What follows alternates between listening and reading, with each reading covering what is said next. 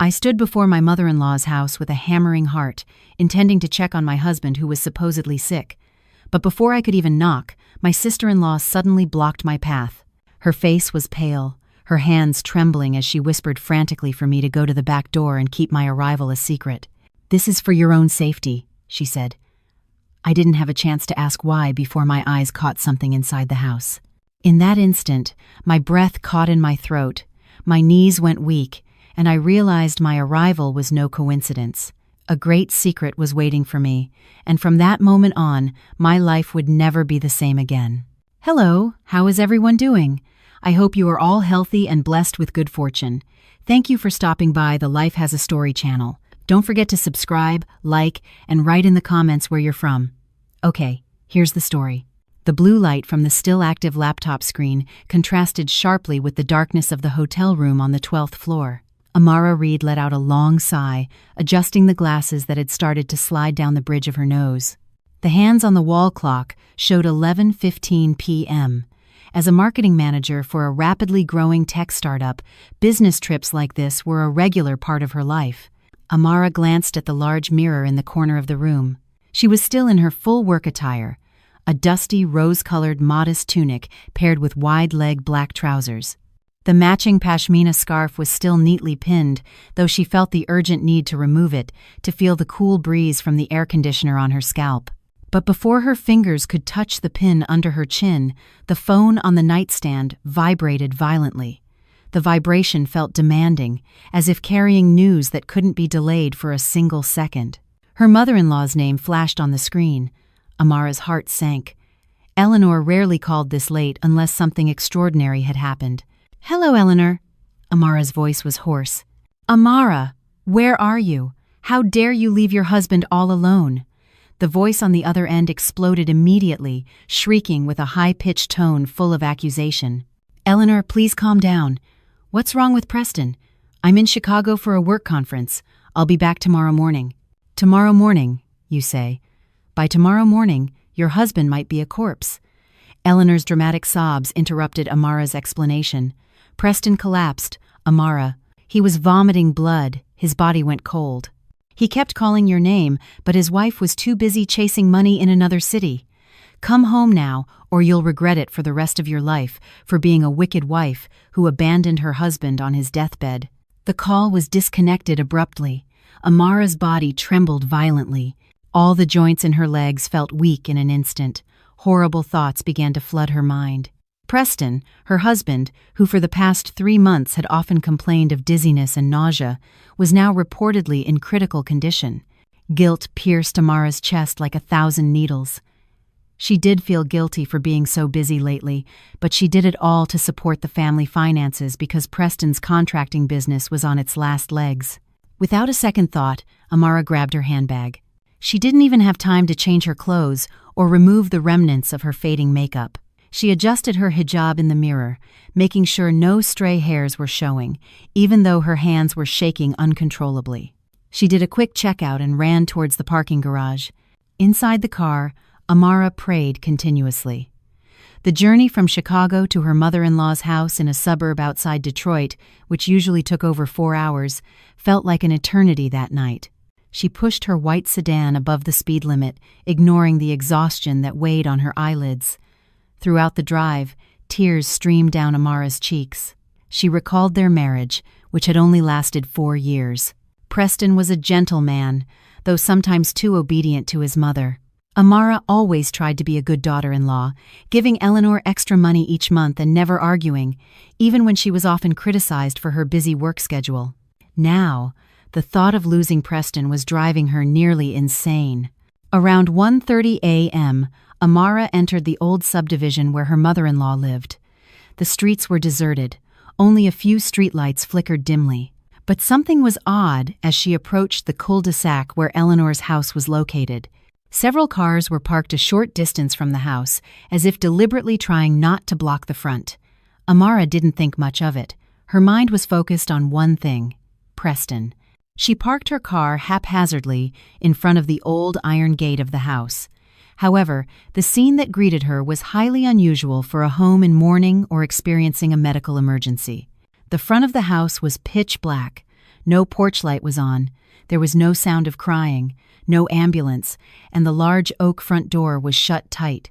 There was only a dim light seeping from the gaps in the side windows, which were covered with thick curtains. Amara got out of the car, hurrying.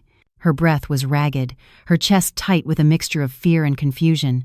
Just as her hand was about to knock on the main door, a small but strong hand pulled her arm from the darkness of the porch corner. "Shh, Amara, don't go in the front," a voice she recognized well whispered. Amara turned to find Daisy, Preston's youngest sister, standing there with a pale face and swollen eyes. Daisy was wearing simple house pajamas and looked terrified. "Daisy, why are the lights off? Where's Preston? Hasn't the ambulance arrived? We need to get him to the hospital now," Amara said with an urgent tone, her voice nearly breaking into a sob. Daisy shook her head quickly, her tears falling. "Amara, please listen to me. Preston's fine. I mean, he's not sick like Mom said." Amara was stunned. "What do you mean?" She said he was vomiting blood. Daisy glanced nervously towards the front door, as if afraid someone inside would hear them. "It was a lie, Amara. It was all just a trick by Mom to force you to come home tonight. She knew you were out of town, so she used that excuse so you would panic and so what they wanted would happen." "What do they want, Daisy? Stop being cryptic." Amara started to feel anger rising in her chest, displacing the sadness that had dominated her moments before. Instead of answering, Daisy pulled Amara's hand, guiding her along a side path next to the house, which was overgrown with Eleanor's lush decorative plants. They tiptoed towards the living room window on the side. The window was slightly ajar, leaving a gap of about an inch, enough to let sounds from inside seep out and for an eye to peek in. "Amara, look for yourself, but please, don't scream. Don't go in the front right now. If you go in and cause a scene, Mom's plan will succeed," Daisy whispered, her voice trembling violently. Amara brought her face close to the gap in the window. At first, her vision was blurry from the tears that still welled in her eyes. But after she wiped them with the end of her pashmina, her world seemed to crumble in an instant. Inside, the living room, usually cluttered with old newspapers, had been transformed. There were simple decorations of white and gold satin fabric covering the walls. In the center of the room sat two people on wooden chairs, adorned with fresh white roses. The scent of the roses even drifted outside, piercing Amara's nose with the nauseating aroma of betrayal. Preston, the man who was supposedly on his deathbed, sat there. He didn't look sick at all. His face was fresh, his hair slicked back, and he was wearing a cream-colored tuxedo, complete with a matching bow tie. Beside him sat a woman Amara knew all too well. Jessica, Preston's ex-girlfriend from college, who over the past year had often sent her husband messages under the guise of business consulting. Jessica looked elegant in a modern white cocktail dress and heavy makeup. In front of them, a middle-aged man in a suit, whom Amara assumed was some kind of officiant, was holding Preston's hand. To the right, Eleanor sat with a radiant face. Her smile was so wide that the wrinkles on her face looked like lines of victory. "I, Preston, take you, Jessica, to be my wedded wife." Preston's voice was loud and firm, with no hint of hesitation. The same voice that used to whisper promises of loyalty to Amara every morning was now being used to formalize his betrayal right before her eyes. "You may now kiss the bride," the officiant declared. "Congratulations." Eleanor and a few witnesses from Jessica's family who were present cheered enthusiastically. Amara's body froze. The cold night air that touched her skin seemed to seep into her very bones. She felt like she was watching a horror movie in which she was the victim being laughed at. Her heart pounded so hard her ears rang. Was this her husband? The man for whom she worked overtime to pay off his debts?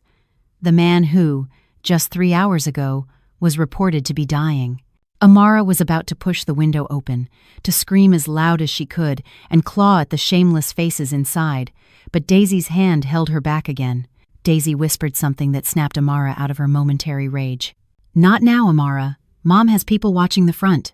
If you go in and make a scene, she'll take pictures of you while you're emotional. Then spread the story that you're an abusive wife who has long neglected a sick husband. She wants to create a reason to make this second marriage seem justified because you're not a good wife. She wants you to look like the bad guy so you can be divorced without getting any of the assets."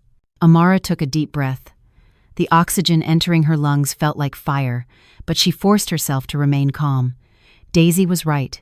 Confronting them now would only make her fall into the trap Eleanor had so carefully set.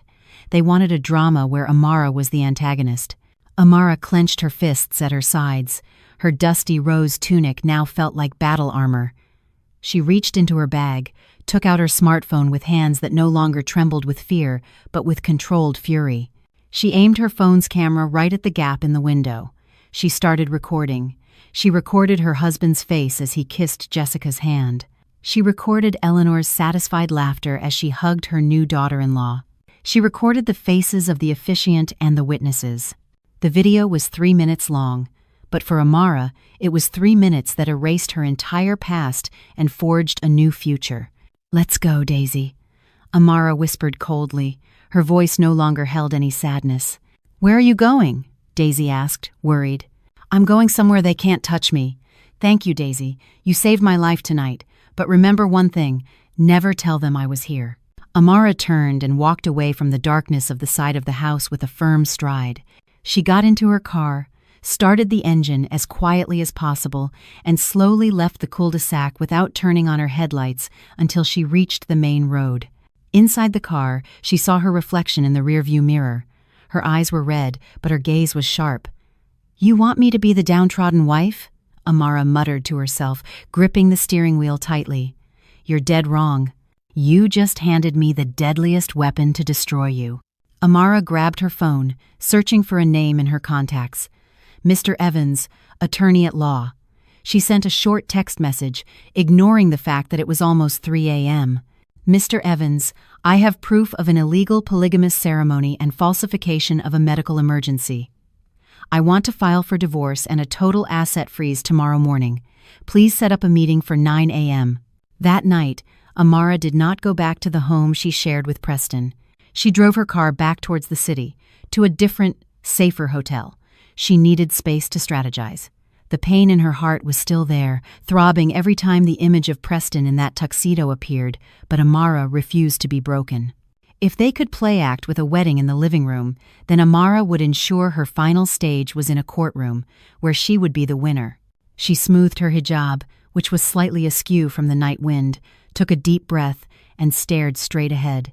The war had just begun, and this time, she would not let anyone trample on her dignity again. The morning sun pierced through the gaps in the dining room curtains, reflecting off the surface of the neatly set wooden table. Amara stood motionless in front of the stove, stirring a pot of oatmeal with rhythmic, mechanical movements. She wore a comfortable home dress made of soft, light blue cotton with a loose fit, complete with a matching hijab that draped over her chest. Her appearance was simple and calm, a stark contrast to the storm raging inside her head.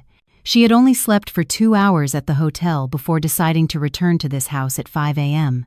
Making sure her tracks were covered, she had to be the best actress today. She had to counter the theatrical stage built by Eleanor and Preston with a performance that was far more convincing. The sound of the front gate sliding open and the roar of a car engine she knew all too well broke the silence. Amara's heart pounded, a traumatic reflex she immediately suppressed. She took a deep breath, letting the savory aroma of cooking oatmeal fill her lungs to calm her tense nerves. She heard the front door open, followed by the sound of shuffling footsteps, an incredibly poor attempt by her husband to act helpless. "Amara, you're back?"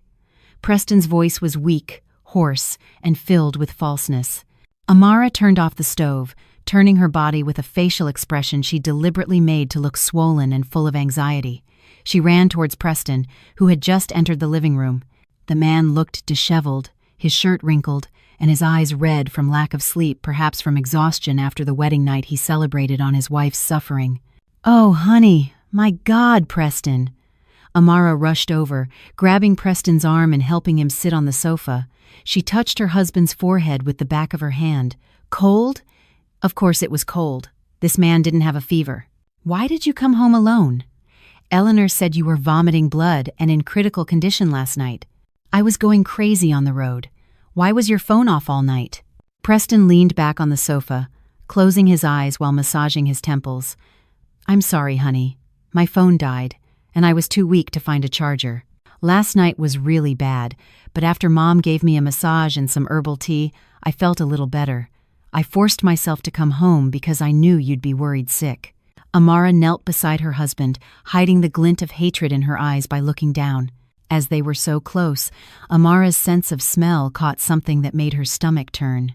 Behind the scent of menthol rub deliberately applied to Preston's neck, she could smell the faint, lingering fragrance of white roses and a sharp woman's perfume.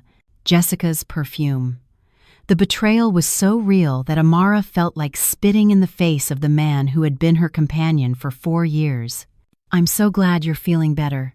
I've made oatmeal and some warm ginger tea. You rest, okay? I'll take care of everything," Amara said with a trembling voice, pretending to hold back tears. "You're not mad that I made you panic?" Preston opened his eyes, looking at Amara with a gaze that feigned guilt. But Amara knew it was just fear that his secret would be exposed. Amara shook her head slowly, her fingers adjusting the edge of her hijab. "How could I be mad at someone who's sick? Preston, I was just scared of losing you." Eleanor sounded so terrified on the phone last night. "She must have been devastated seeing you like that." "Yeah. Mom was really worried about me. She even called a spiritual healer because she thought someone had put a curse on me." Preston lied so fluently, as if lying had become as natural as breathing for him. "Maybe from now on, I'll stay at Mom's house more often, so she won't worry, at least until I'm fully recovered." Amara smiled faintly, a smile Preston interpreted as compliance. But it was the smile of a hunter watching her prey walk into a trap. "Of course, honey. Anything for your health. I'll pack a small bag with your clothes later. So, if you need to go to your mom's again, everything will be ready." Preston looked relieved. He gently stroked Amara's head, a gesture that used to make Amara feel loved, but now felt like the disgusting touch of a leech. Preston then went to the bathroom to clean up. As soon as the bathroom door closed, Amara's expression changed completely. Her face, which had been full of affection, turned as cold as ice. She quickly got up and walked over to the shirt Preston had taken off and draped over the back of the sofa. With quick, silent movements, Amara checked the shirt's pockets. She found a small receipt from a jewelry store dated yesterday afternoon for the purchase of a pair of wedding rings. Not only that, but on the inside fold of the collar, there was a light-colored foundation stain that contrasted sharply with the dark color of Preston's shirt. Amara took out her phone, photographed the receipt and the foundation stain as additional evidence. Her hands no longer trembled. Every piece of evidence she found only strengthened her resolve. She placed the shirt back exactly where it was. In her heart, Amara swore that her willingness to pack a bag for Preston wasn't because she supported him staying at his mother's house, but because she wanted the man to slowly and permanently leave this house. She returned to the kitchen, pouring the ginger tea into a mug with a steady hand. In her head, she was already calculating which assets she needed to secure before the divorce papers were filed. The joint savings account, the deed to the house, for which half of the down payment had come from Amara's inheritance, and the car, whose payments she had finished paying off. The foolish and submissive Amara Reed had died at her mother-in-law's window last night. All that remained was a woman counting down the days to her freedom while spoon-feeding her enemy with feigned affection. The morning air in the city center felt much more suffocating than usual. Despite the powerful air conditioning in the industrial chic cafe, Amara sat in the most secluded corner, her back to the large window overlooking the busy street. She wore a professional pantsuit that gave her an air of authority and protection, a long, navy blue blazer paired with a matching pleated skirt. A silver silk square hijab was wrapped neatly around her head, giving a sharp definition to her jawline, which was now set firmly. Across from her, a middle-aged man in a gray suit, Mr. Evans, was staring at a tablet screen with a deeply furrowed brow. The low hum of conversation and the clinking of spoons from other tables became a distant backdrop as Mr. Evans replayed the video Amara had recorded 2 nights ago. The light from the tablet screen reflected off the lawyer's glasses, capturing the silhouette of Preston reciting his vows. Amara just stared at her cold cup of coffee, her fingers, still wearing the wedding ring that now felt like a hot shackle, twisting a napkin in her lap. "This video is very strong evidence, Miss Reed." Mr. Evans's voice broke the silence. He placed the tablet on the table with a careful motion. In this country, a second marriage ceremony, even if not legally binding, performed without the consent of the legal spouse, is a serious breach of trust. This isn't just infidelity, it's a calculated act of bigamy in spirit, if not in law. Coupled with the fraudulent medical emergency to lure you out of town, we have a very strong case. Amara nodded slowly, her voice steady despite a faint tremor. I don't just want a divorce, Mr. Evans. I want to make sure he and his mother don't get a single penny of my hard-earned money. The house we live in was purchased with inheritance money from my parents, which I renovated with my own salary. The car is also in my name, but I know there's a joint savings account that he has been managing for the operational costs of his failing contracting business. Mr. Evans jotted something down in his planner. We have to move quickly before they realize, I suggest you immediately transfer the funds from the joint account to a personal account your husband is unaware of. Regarding the house, since it was funded by an inheritance with clear documentation from your side, its position is strong enough not to be categorized as purely marital property to be split 50-50, especially with this evidence of betrayal. Amara took a brown folder from her bag and slid it towards Mr. Evans. Inside were copies of the house deed, the last 3 months of bank statements, and the photo of the wedding ring receipt she found in Preston's shirt. I also found evidence that he's been regularly transferring small amounts of money to an account under the name Jessica Anderson. The amounts are small each time, but frequent. It seems the money he claimed was for construction materials was actually used to support her. Excellent. We can use that to argue financial abandonment or misuse of shared assets, Mr. Evans said with a thin, satisfied smile. However, Miss Reed, I must warn you, once this petition is filed, they will fight back. Your mother-in-law sounds like the type who won't hesitate to use slander. Amara adjusted her hijab, ensuring the pin by her ear was secure. Let them, sir. The more they slander me, the more evidence of their poor character we can present in court. For now, I will continue to play the part of the devoted wife. I've even prepared a bag for him because he plans to stay at his mother's more often, under the guise of recovery. After the meeting ended, Amara didn't leave right away. She sat quietly for a moment, staring at her phone screen which displayed a text message from Preston. Honey, my head is spinning again. I think I'll stay at Mom's tonight. Sorry I can't be there to take care of you. Amara replied with cold, steady fingers. That's okay, honey. Take care of yourself. I've already packed your clothes in the black backpack. Get plenty of rest. She put her phone away and stood up. Her steps felt lighter as she walked out to the parking lot. Amara knew that every piece of clothing she put in that bag wasn't just for an overnight stay. It was the first step in slowly removing Preston from her life. She would let her husband enjoy his illegal honeymoon in a false sense of security, right before the legal storm she was brewing struck without warning. Amara got into her car, started the engine, and began driving towards the nearest bank. Today, she would make sure that one by one, the financial lifelines for the trader were severed. That afternoon, heavy clouds hung low over the Detroit suburbs, creating a gloomy atmosphere that suited the charade inside the house. Amara stood in front of the large wardrobe in the master bedroom, her hands deftly folding several of Preston's shirts and pants. She wore a knee-length tunic in a milky brown color paired with black culottes. A comfortable jersey scarf framed her face, giving the impression of a wife busy with household chores, unconcerned with her appearance. Yet, behind that calm facade, every fiber of clothing she touched felt like a pile of trash she wanted to throw into an incinerator.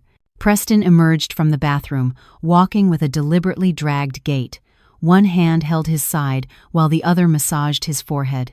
His acting would have been impressive if Amara didn't know the truth.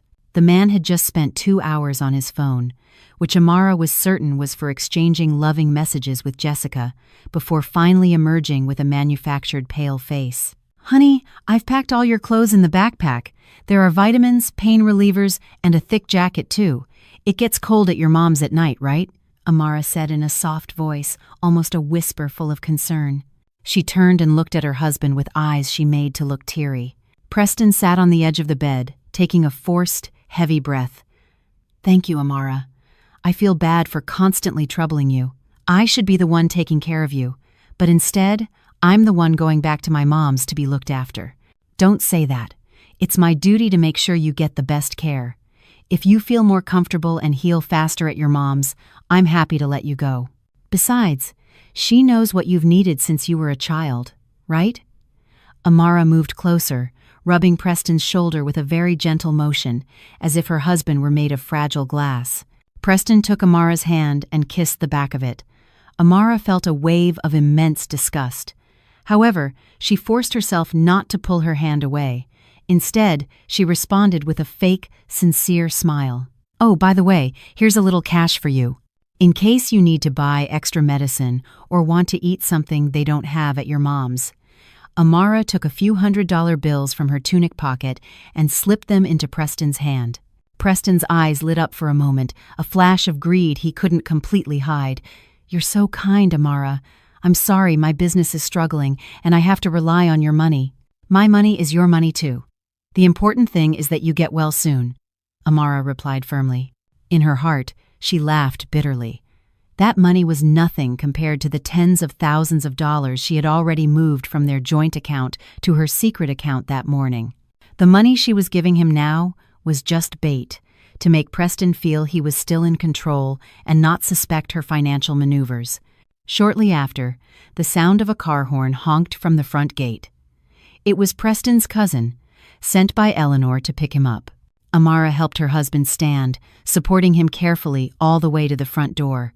There, Eleanor was waiting in the car with the window rolled halfway down. The old woman's face was smug.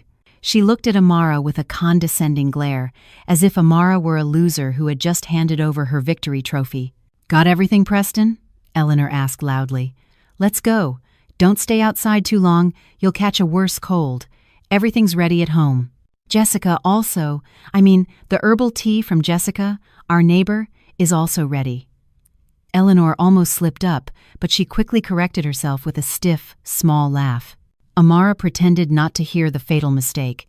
Instead, she approached the car window and respectfully took Eleanor's hand. "Please take care of Preston. Eleanor, I'm sorry I can't stay over. Work at the office is really piling up. I'll call often to check on him." Yes, just take care of your work. That's what you're best at, isn't it? Making money until you forget to take care of your husband," Eleanor sneered. Amara just looked down, her shoulders shaking slightly, as if she were holding back sadness from the insult. In reality, she was holding back a triumphant laugh. She watched Preston get into the car, carrying the bag of clothes she had picked out for him, clothes she had deliberately chosen so he wouldn't need to return to this house anytime soon. As the car drove away and disappeared around the corner, a drastic change came over Amara. She straightened her back, wiped away the imaginary tears from her cheeks, and stared at the empty street with a gaze as cold as ice. The mask of the submissive wife was cast off with a long, relieved sigh. Amara turned back into the house, locked the door securely, and went straight to her home office. No more oatmeal or vitamins. She opened her laptop and contacted Mr. Evans via video call. "They're gone, sir. The bait has been swallowed whole. They think I'm a fool. Now, please ensure all the temporary asset seizure documents are ready. I want that while they are celebrating on top of my suffering, they realize that the very roof over their heads no longer belongs to them." Amara leaned back in her office chair, staring at her wedding photo on the wall, which now looked like a huge joke. She picked up her phone, disabled the location sharing feature that had been linked to Preston's phone, and replaced it with a tracking app she had secretly installed on his phone earlier that day while pretending to charge it. Now, she could monitor the traitor's every move without getting her hands dirty. That morning, Amara didn't allow herself to wallow in the silence of the now alien house. She woke before dawn, performing her prayers with a different kind of devotion, a plea for strength to get through the days of charade ahead. After she finished, she got ready meticulously. Today, she chose to wear a corduroy long dress in a dark brown that gave her a tough look, paired with a black hijab that draped neatly over her chest. There was no longer any impression of a weak wife. Her reflection in the mirror showed a woman ready to take back what was rightfully hers. Her first agenda item was to visit a notary's office to confirm the ownership status of the house and the commercial storefront that Preston used as his contractor's office. During the drive, her phone buzzed. A A notification from her banking app appeared. Transaction failed. Insufficient funds. Amara smiled coldly. It was a notification from the debit card Preston was carrying, a card linked to the joint account whose balance Amara had drained yesterday. Preston must have been trying to pay for something, perhaps a fancy breakfast for his new wife, or an installment on something Jessica had requested. Just 5 minutes later, her phone rang. Preston's name appeared on the screen. Amara took a deep breath, changing her expression to one of concern before answering the phone. "Hello, honey. What's wrong? I just got a notification about a failed transaction. Is there a problem with your card?" Amara started the conversation with a feigned tone of worry. "Yeah, Amara. This is so weird. I'm at the pharmacy trying to buy some extra vitamins and a few things for my mom, but the card was declined. Did you forget to deposit money into the account?" Preston's voice sounded panicked and slightly embarrassed, probably because Jessica was standing next to him, watching him fail to pay. "Oh my God, honey, I'm so sorry." Amara covered her mouth, feigning shock. "I forgot to tell you. Mr. Evans, that friend from my office who knows about finance, said there was suspicious activity on our account. Someone was trying to hack it from out of state. So, for security, I temporarily moved all the funds into a fixed-term deposit that can't be withdrawn from an ATM. I completely forgot you still had that card." There was a moment of silence on the other end. Preston must have been cursing internally. "So what now, Amara? I need cash. Just use the money I gave you yesterday, honey. Make it last for a few days. As soon as I can get to the main bank branch to sort out unblocking it, I'll let you know. Please be patient. This is for the security of our money, after all," Amara said in a voice as sweet and deadly as honey. After hanging up, Amara immediately moved on to the next stage, a mental attack on Jessica. She knew Jessica was the type of woman who cared deeply about her social image. Amara opened her social media account, which she had kept private for a long time. She posted an old photo of her and Preston on vacation, but with a very specific caption. "Thank you for the surprise new asset today, honey. It's true. A house and a future are only secure when held by a legally recognized wife. Your loyalty is my best investment. Number legally married, number secure future." Amara knew Jessica would be secretly monitoring her account. The post was bait to ignite Jessica's jealousy and insecurity. She wanted Jessica to realize that even though she got a living room reception, she would never get access to the luxury she had been seeking from Preston. Sure enough, within a few hours, Daisy sent her a short text. "Things are getting heated here. Jessica is yelling at Preston because he said the money is locked by the bank. Then she saw your post and is now accusing him of lying about his assets. Mom is also stressed because Jessica is starting to demand the new house he promised her." Amara put her phone in her bag with a sense of satisfaction. Her aggressive behind-the-scenes moves were starting to yield results. She then walked into the notary's office with her head held high. There, she signed several important documents to transfer the title of the storefront property back into her name alone, as it had been purchased with her personal funds before their marriage. One by one, Amara was cutting off the financial oxygen supply to the traders. She didn't need to confront them with screams. She would just let poverty and uncertainty do the dirty work for her.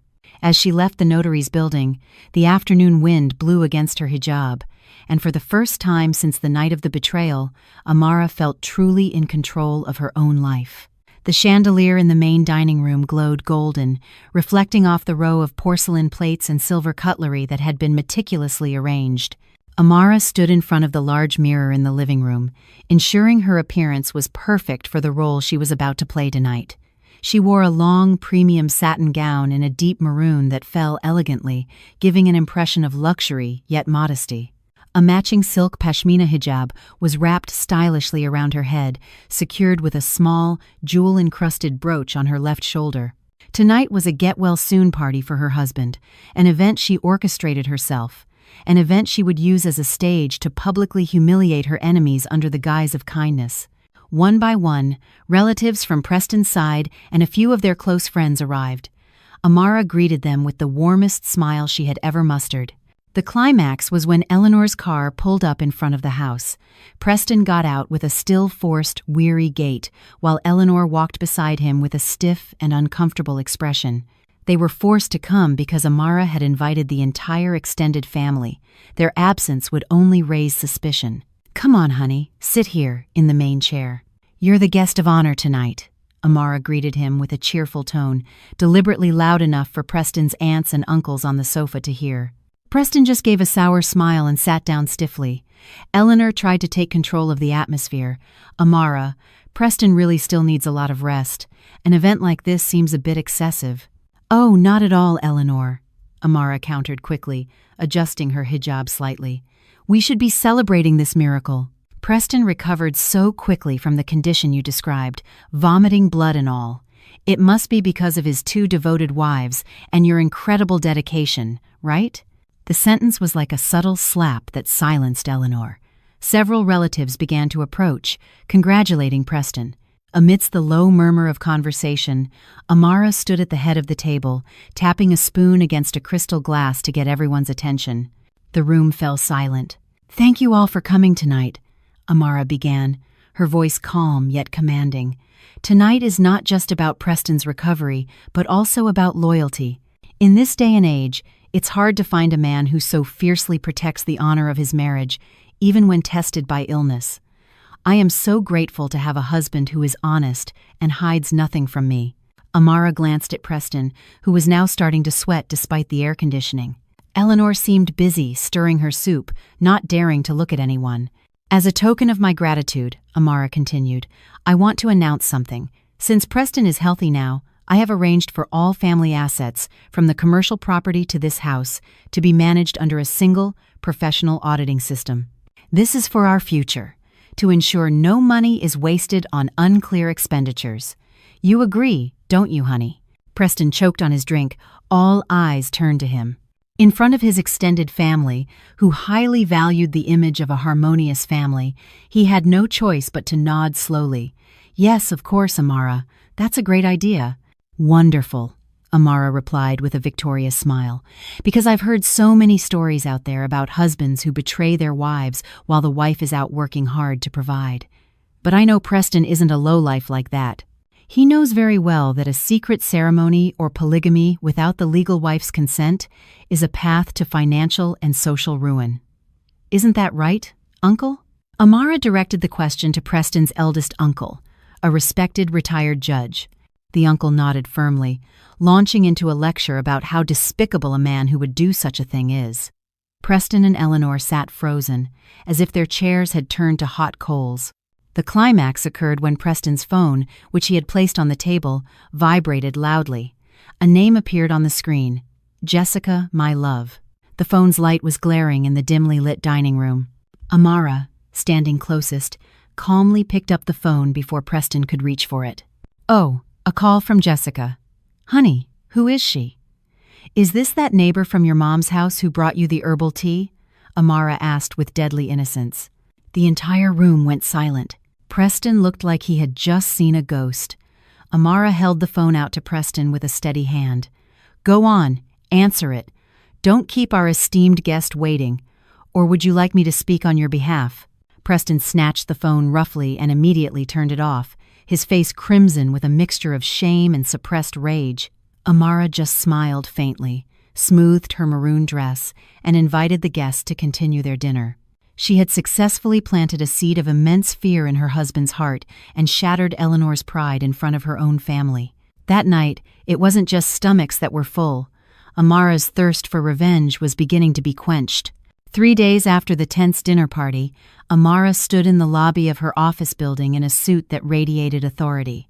She wore a sharply tailored blazer in a nude color paired with a modest black pencil skirt. A matching silk pashmina hijab was wrapped in a minimalist style, accentuating her face, which no longer showed any trace of sadness. In her hand, she held a folder containing the final draft of the divorce petition that Mr. Evans would file at the courthouse later that afternoon. However, a disturbance she had anticipated appeared before her. Jessica stood near the lobby entrance, her appearance a far cry from the elegance she displayed on her secret wedding night.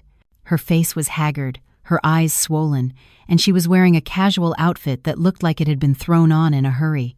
The moment her eyes landed on Amara, Jessica strode forward, her emotions overflowing, ignoring the stares of other employees who were beginning to take notice. "Amara, we need to talk." Jessica's voice was shrill, attracting the attention of the security guard in the corner. Amara didn't back down an inch. Instead, she calmly adjusted her shoulder bag, her face remaining neutral, as if the woman in front of her were just a passing breeze. "If this is about work, please make an appointment with my secretary. If it's about something else, I don't believe I have any business with you. Don't act so high and mighty." Jessica closed the distance between them until they were only a few feet apart, her breathing heavy. "You did it on purpose, didn't you? You deliberately locked all of Preston's access to his money.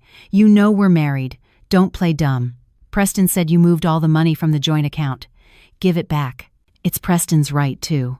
Amara tilted her head slightly, looking at Jessica with feigned pity. "Right? What right are you talking about?" "Preston is sick, Jessica. That's what Eleanor told me. And as his legally recognized wife, in the eyes of the law and the state, I am obligated to secure our family's assets so they aren't misused by parties trying to take advantage of his condition. Why are you the one so panicked about my husband's money?" "Because I'm his wife!" Jessica screamed, losing control. People in the lobby started whispering. Some even took out their phones to record. "We were married legally in front of an officiant, and my family. You're just the wife he doesn't want anymore. Preston married me because he loves me, not for your money." Amara smiled thinly, a calm yet lethal smile. She reached into her blazer pocket and took out her phone, which had been recording since Jessica first called her name. "Thank you, Jessica. Your public confession and the lobby's security camera footage will be very helpful in my legal proceedings." "So, you've just admitted to a marriage ceremony performed without the legal wife's consent, in front of multiple witnesses?" Jessica's face instantly went pale. She realized she had walked right into a trap of her own making. Her explosive anger had just provided the exact confession Amara needed to complete the criminal complaint for adultery and illegal bigamy. You trapped me?" Jessica stammered. "I didn't trap anyone. You came to my workplace and caused a scene," Amara replied, her voice remaining low and elegant. "Oh, and one more thing. If you came here asking for money, I suggest you find a job. Because as of today, the storefront Preston was using for his office has been shut down, and I have the keys. Any assets Preston was using to finance your lifestyle will soon be seized by the court as contested property." Jessica collapsed onto a lobby waiting chair, her body limp. Her fear of poverty had just become a reality, hitting her harder than any sense of shame. Amara smoothed her hijab, which had been slightly tousled by the draft from the automatic doors, and walked past Jessica without a backward glance. She strode to her car with a confident gait. Inside, she immediately sent the audio recording to Mr. Evans. There was no more nausea or tightness in her chest. Amara realized that every reckless move Jessica made and every lie Preston maintained was just more fuel for their own funeral pyre. Now, she just had to wait for the right moment to watch the makeshift altar they built in that living room collapse, along with the dignity of the people who had betrayed her. That morning, the atmosphere at Amara's home was much busier than usual. 2 medium-sized moving trucks had been parked at the gate since dawn. Amara stood at the front door, carefully supervising the movers. She wore a practical yet commanding outfit, a long olive-green tunic made of thick cotton paired with loose-fitting black denim pants. A black jersey scarf was wrapped practically around her head, allowing her to move freely without worrying about adjusting pins. There was no makeup on her face, only a determined expression that showed her decision was final and unshakable. Amara had spent the previous night sorting through their belongings. She didn't take anything that wasn't hers, but she also wouldn't leave a single item she had bought with her own sweat for the person who had betrayed her to enjoy. The large screen TV in the living room, the leather sofa set she had paid off over a year, the washing machine, and the expensive kitchen appliances all were loaded onto the trucks one by one. Some neighbors peeked from behind their fences, whispering about the unusual scene. But Amara didn't care. She no longer had the energy to maintain the image of a happy family that had been a burden for so long. The phone in her pocket buzzed. A message from Mr. Evans came in. "The official petition has been filed with the Wayne County Family Court this morning. Miss Reed." Summons for Preston and Eleanor Reed will be delivered to Eleanor Reed's address within 1 or 2 business days. The police department has also received the report regarding the alleged illegal marriage ceremony. Amara let out a long, deep breath, a breath of immense relief, as if a massive weight that had been pressing on her chest for years had finally been lifted. She replied to the message briefly, "Thank you, sir. I am just finishing emptying the house now." As the living room began to look bare, Amara walked into the master bedroom. The room that was once filled with sweet memories now felt cold and foreign. She saw their wedding photo still hanging on the wall, a picture of them smiling broadly, unaware of the cruel betrayal the future held. With a calm motion, Amara took down the photo, removed the backing, and took out the picture. She tore it in half, right down the middle, separating her image from Preston's. She threw the piece with Preston's image into the trash can, while she kept her half as a reminder of the past she had overcome. An hour later, the house was nearly empty. Only a few of Preston's personal belongings, which Amara had deliberately left behind, remained: a few pairs of old shoes, stacks of newspapers, and a wardrobe now containing only worn-out clothes that Preston hadn't taken to his mother's house. Amara walked to the now empty dining table. On its clean wooden surface, she placed a thick, sealed brown envelope. Inside was not only a copy of the divorce petition, but also a formal notice to vacate the premises due to the property ownership being reverted solely to her name. As a final touch, she included a printed screenshot from the video of Preston and Jessica's secret wedding. Before leaving, Amara called a locksmith she had arranged for earlier. She had all the locks on the front door, the side door, and the gate replaced with a digital locking system that could only be opened with a secret code or her fingerprint. She wanted to ensure that when Preston or Eleanor came to collect the remaining items, they would realize they were no longer the owners of this place. They had to feel what it was like to be a stranger in a place they thought they could control. The sun was getting hot as Amara locked the gate for the last time. She stood for a moment, looking at the house that had been a silent witness to her struggles. No tears fell. Her heart was too dry to cry for a man who didn't even have the courage to be honest. She got into her car, adjusted her seat, started the engine, and drove away from that street without once looking in the rearview mirror. To her, that house was no longer a home. It was just an empty building, just like Preston's promises, which were now meaningless. Amara's destination was now singular: the court, where she would deliver the final verdict on the traitors who thought they had won at her expense. The white marble floors of the Wayne County Family Court felt as cold as ice under Amara's feet. That morning, she chose to wear a charcoal gray pantsuit that gave off an air of professionalism and authority. A navy blue voile square hijab was wrapped neatly around her head, providing an elegant contrast to her outfit. Beside her, Mr. Evans walked calmly, carrying a leather briefcase filled with the ammunition they were about to deploy. Amara didn't glance once at the crowd in the waiting area as they walked to the mediation room. There, a predictable scene awaited them. Preston sat in a waiting chair, looking much thinner and more haggard, wearing a wrinkled button-down shirt that seemed too big for him. Beside him, Eleanor sat with an air of attempted arrogance, though her eyes betrayed extreme anxiety. Surprisingly, Jessica was there too, standing a short distance away, as if wanting to assert her involvement in the matter. As soon as she saw Amara, Eleanor shot to her feet, her face red with explosive anger. "You ungrateful witch!" Eleanor shouted, ignoring the stares of those around them. "You locked up the house, drained the bank account, and left your sick husband without a penny.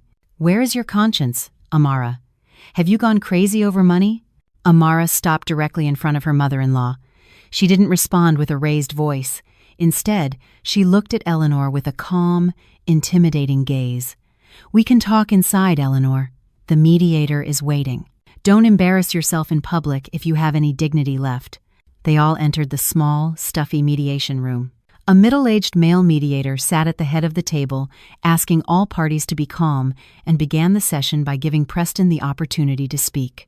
With a trembling voice, crafted to sound as pitiful as possible, Preston began to spin his narrative. He accused Amara of being a selfish wife who abandoned him during a critical medical condition for the sake of marital assets.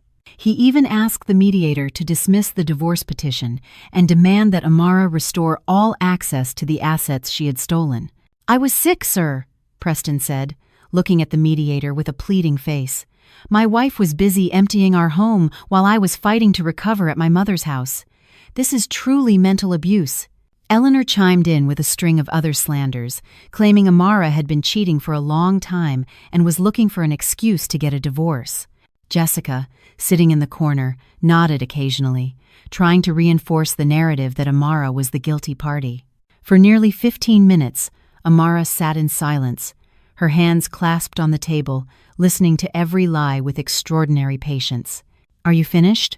Amara asked in a flat tone once Eleanor ran out of breath. Amara then signaled to Mr. Evans. The lawyer took out a laptop from his bag and turned it towards the mediator and the opposing party. "Mr. Mediator, before we discuss further who abandoned whom, I would like to show you the reason why my client, Miss Reed, decided to take these drastic measures." Amara pressed play on the screen. Instantly, a crystal-clear audio recording filled the room. The video showed the side window of Eleanor's house, where Preston looked perfectly healthy, wearing a tacky tuxedo and shaking hands with an officiant. The sound of Eleanor shouting, "Congratulations," in the video echoed sickeningly in the quiet mediation room. Preston's face turned deathly pale. His mouth hung open, unable to utter a single word. Eleanor, who had been so vocal moments before, froze, her eyes wide as she stared at the screen. In the corner, Jessica looked like she wanted the floor to swallow her whole as she saw her own face, clearly recorded, kissing Preston's hand during the illegal ceremony. This video was taken on the same night that Eleanor called me and said Preston was on his deathbed, vomiting blood, Amara said, her voice now as cold as a blade. "So, who exactly was sick here? Who committed medical fraud to cover up an illegal secret marriage? And who truly abandoned the sanctity of our marriage?" The mediator shook his head as he looked at the irrefutable evidence. He stared at Preston with a look of disdain. "Mr. Reed, are you aware that participating in a marriage ceremony, even one not legally recognized, while still legally married to another person, can have severe legal consequences?" Preston tried to defend himself, his voice stuttering. It was just a charade to make my mother happy, sir. I wasn't really—" "Enough, Preston." Amara cut him off sharply. She stood up, smoothing her gray blazer with an elegant motion. "Don't add to your sins with more disgusting lies. Mr. Mediator, I don't think this mediation will result in any reconciliation because there is nothing to reconcile from a planned betrayal.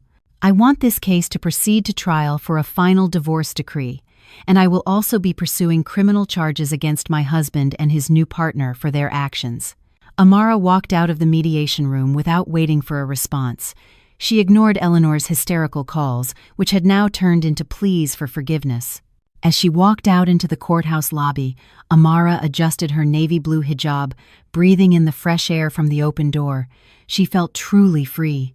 She had exposed their lies in the place they feared most, and now she just had to wait for the judge's gavel to seal the total destruction of the life they had built on her suffering. 3 months had passed since the storm of betrayal was revealed through the gap in a living room window.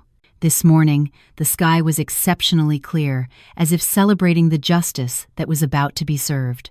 Amara walked gracefully into the courthouse corridor, wearing a long, off-white dress paired with a delicate matching lace cardigan. A champagne-colored silk pashmina hijab was wrapped impeccably around her head, fastened with a small, sparkling gold wing-shaped brooch. Her appearance today symbolized the purity of her intentions and the triumph of a spirit that had navigated a deep valley of suffering. In the main courtroom, the atmosphere was silent as the judge entered. Amara sat in the petitioner's chair, her back straight and her gaze fixed forward. On the other side, Preston looked broken. His shirt was wrinkled, his hair was unkempt, and his eyes remained downcast, avoiding eye contact with anyone. Behind him, Eleanor sat with a face that seemed to have aged 10 years, devoid of the arrogance or hateful glare she usually displayed. Jessica was nowhere to be seen. Rumor had it she had left Preston the moment she realized he no longer had access to the wealth she had coveted. The presiding judge began to read the lengthy verdict with a solemn and authoritative voice. Each sentence spoken was like a hammer blow, shattering one by one the lies Preston's side had constructed. The judge declared that based on the video evidence, witness testimony, and admissions during mediation, it was proven legally and convincingly that Preston had engaged in an act of bigamy in spirit and had committed psychological and financial fraud against the petitioner. The court hereby grants the petitioner's request for divorce in its entirety. The judge's voice echoed in the courtroom. It is ruled that the marital home and the commercial storefront property are the sole and absolute property of Amara Reed, as they are proven to have originated from premarital assets and independent income, with ownership documents legally in the petitioner's name. A compensatory award for emotional distress and punitive damages is levied against Preston Reed in the amount of $50,000 to be paid immediately. The sound of the judge's gavel striking 3 times marked the end of Amara's status as Preston's wife. Amara closed her eyes for a moment, breathing in air that now felt truly clean in her lungs. There was no over-the-top cheer of victory, only a profound sense of relief that filled her chest. She had won this war not through dirty tactics, but in the most elegant way a woman of dignity could. After the session concluded, Preston tried to approach Amara as she was leaving. The man's steps were unsteady, his voice hoarse with belated regret. "Amara, please. My mom has nowhere to live now if you take the house. Jessica left me and took what little money I had left. I truly have nothing." Amara stopped walking but didn't turn around. She adjusted her handbag and looked towards the exit. "You still have your health, Preston. The same health you once used to deceive me. Use it to work and support your mother. I didn't take anything from you. I only took back what was mine and the dignity you both tried to trample." Eleanor, who tried to approach as well, could only sob, covering her face with the hem of her worn headscarf. There were no more accusations of her being a wicked wife or curses from her lips. All that remained was regret for having destroyed her own son's future for the sake of greed and baseless hatred. Amara stepped out of the courthouse where Mr. Evans and Daisy were waiting for her with smiles. Daisy immediately hugged her former sister-in-law with tears of joy. Daisy knew that after this, Amara would begin a new, much brighter chapter. Amara looked up at the sunlight touching her face, feeling a warmth she hadn't felt in a long time. She had proven that betrayal built on suffering could never win against patience, paired with intelligent logic. With a firm stride, Amara walked to her car. She had already made plans to renovate her commercial property into the modest fashion boutique she had long dreamed of. And her house would now be a place of peace, with no lingering scent of lies in any corner. The altar in the living room had been shattered to pieces, but on its ruins, Amara had built a far more solid palace of independence. She drove away from the courthouse, leaving her past in the rearview mirror, and embraced a future that was now entirely